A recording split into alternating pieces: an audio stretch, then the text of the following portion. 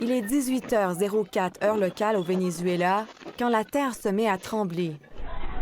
39 secondes plus tard, une deuxième secousse. Dans la capitale, à Caracas, des gens en panique tentent d'évacuer. J'étais coincée sur mon balcon, dit cette dame. Je criais à l'aide. Les tremblements de terre étaient interminables.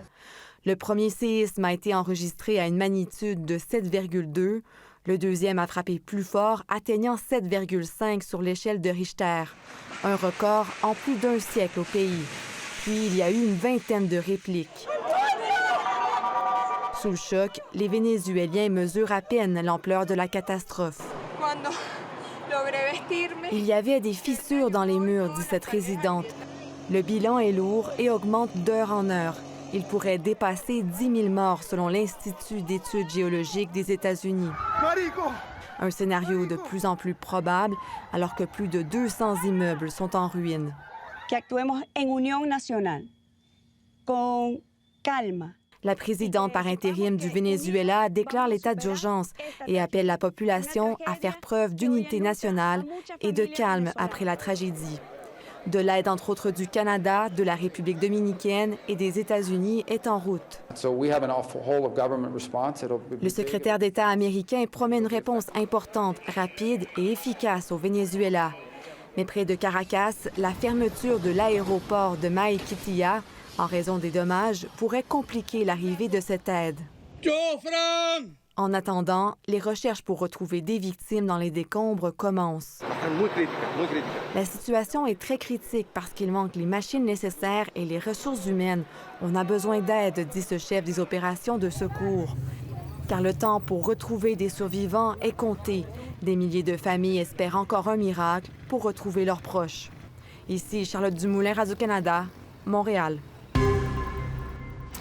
Catherine Moras, maintenant à Toronto. Catherine, il y a des Vénézuéliens qui sont sous le choc après ces deux séismes majeurs qui ont frappé leur pays d'origine. Oui, des Vénézuéliens, on estime qu'il y en a près de 30 000 au Canada, mais ça monte environ 34 000 si on compte toutes les personnes qui sont présentes de façon temporaire ou encore qui demandent asile. Et partout, on nous raconte des histoires qui sont déchirantes. On nous dit qu'on ne sait pas si dans le bilan des morts, on va y reconnaître un cousin, un ancien collègue. On se demande si les personnes coincées sous ou sur les décombres ne font pas partie de sa famille élargie.